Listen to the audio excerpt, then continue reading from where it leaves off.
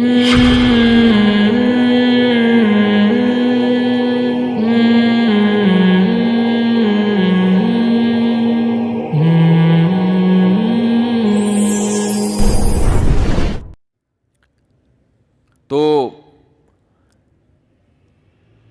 کسی ملحد ایتھیس کے پاس نا جو خدا کو نہیں مانتے, ان کے پاس لے کے جاؤ, بولو یار, وہ کہیں گے بھائی کروڑوں اربوں سال گزریں گے, زمین میں ڈال دو شاید کچھ ہو جائے, ورنہ اس سے کچھ ہونے والا ہے نہیں.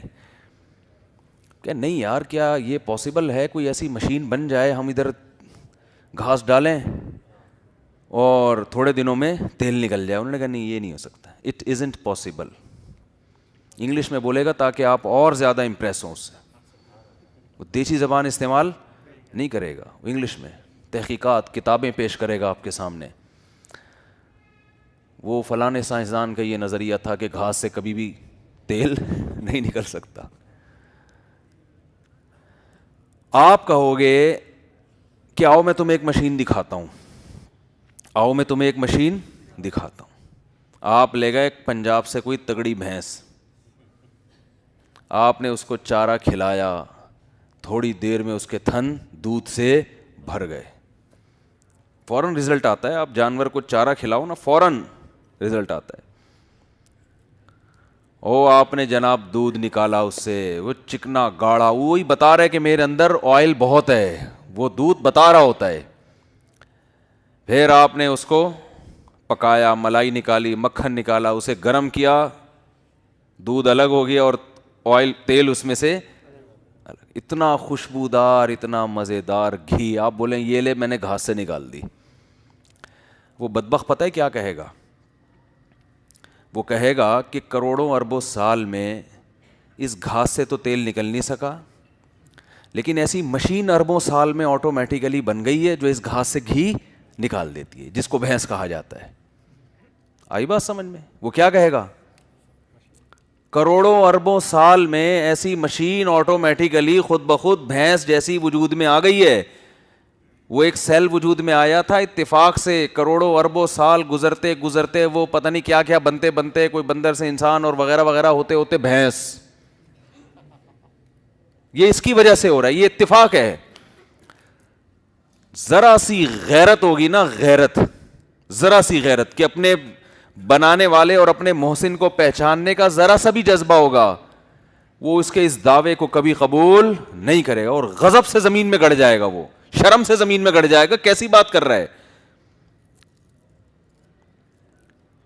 تو جو خدا کا انکار کرنے والے لوگ ہیں نا, جن کو اللہ کی نافرمانی جرم لگتی نہیں ہے, وہ صبح و شام خدا کی نشانیاں دیکھ دیکھ کر اندھے بنے ہوتے ہیں. قرآن کہتا ہے فَإِنَّهَا لَا تَعْمَى الْأَبْصَارُ. عجیب انداز دیکھو, یہ میں جب بھی آیت سناتا ہوں نا, یہ مجھے مزہ بہت آتا ہے اس میں. وجہ اس کی یہ کہ قرآن نے یہ نہیں کہا ان الابصار لا تعمى, اصل میں عبارت یوں ہونی چاہیے تھی کہ آنکھیں اندھی نہیں ہوتی ولکن تعمى القلوب, بس یہ ہونا چاہیے تھا, لیکن دل اندھے ہو جاتے ہیں.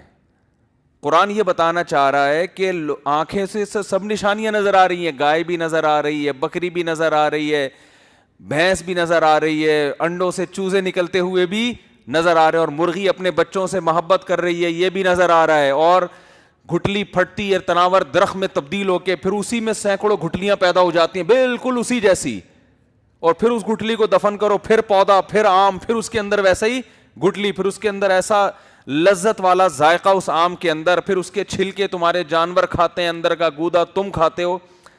تو یہ ایسا زبردست ایک پروسیس ہے, اتنا زبردست ایک مینجمنٹ ہے اس کائنات کے اندر. قرآن کہہ رہا ہے تم دیکھ دیکھ کے خدا پر ایمان نہیں لے کر آ رہے تو آنکھیں اندھی نہیں ہیں, وہ سوچنے کے لیے دل اندھے ہو چکے ہیں جو سینوں کے اندر چھپے ہوئے ہیں.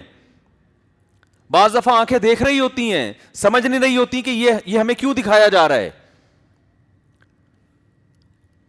وہ دیکھ رہی ہوتی ہیں. دیکھو آپ کے سامنے کوئی ڈاکو آیا نا, آپ اس کو اسلحہ دکھاؤ گے, آپ نے اس کو اسلحہ دکھایا تو اس نے آپ کا اسلحہ دیکھا, اس کے باوجود وہ آپ کی طرف آ رہا ہے, اس کا مطلب اس نے اسلحہ دیکھا ہے مگر وہ سمجھا نہیں آپ کے پیغام کو کہ آپ اسے پیغام کیا دینا چاہتے ہیں. تو بے وقوف ہے نا, آپ گولی سے اڑا دو گے اس کو.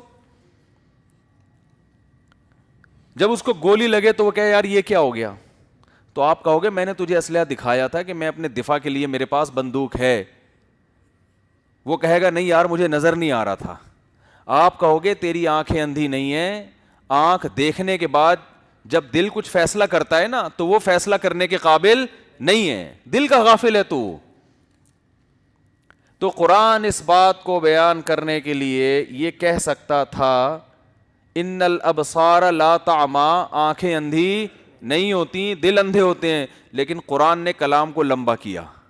فَإِنَّهَا, ہا ضمیر قصہ, اس کا مطلب یہ ہوتا ہے بات یہ ہے کہ, قصہ یہ ہے کہ لا تعمی الابصار, آنکھیں اندھی نہیں ہوتی, وَلَكِن تَعْمَى الْقُلُوبُ, وہ دل اندھے ہوتے ہیں فی الصدور, جو سینوں میں چھپے ہوئے ہیں. یہ بڑی زبردست بلاغت ہے بھائی, دل تو سینے میں ہی ہوتا ہے نا, یہ بتانے کی کیا ضرورت ہے سینوں میں.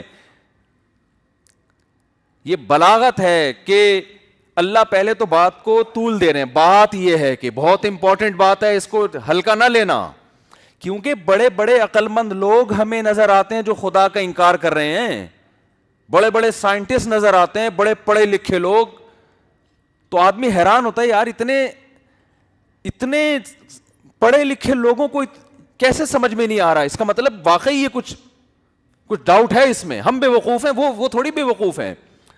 تو اللہ کہہ رہے ہیں ہمیں بٹھا کے نہ سمجھا رہے ہیں, بات یہ ہے کہ ہے نا بھائی بیٹھو ذرا میں تمہیں سمجھاؤں قصہ ہے کیا, قصہ کیا ہے, میں آؤ ہم تمہیں ذرا بیٹھ کے بٹھا کے سمجھاتے ہیں, قصہ تو سمجھو.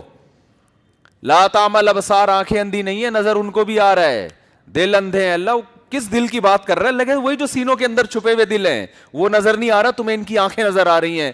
تم کہہ رہے ہو یار آنکھوں سے تو یہ سب کچھ دیکھ رہے ہیں, پھر بھی انکار کر رہے ہیں, کوئی لاجک ہوگی. اللہ کہتے ہیں آنکھوں سے دیکھ رہے ہیں, دل کا سمجھنا نہ سمجھنا یہ تمہیں نظر نہیں آتا.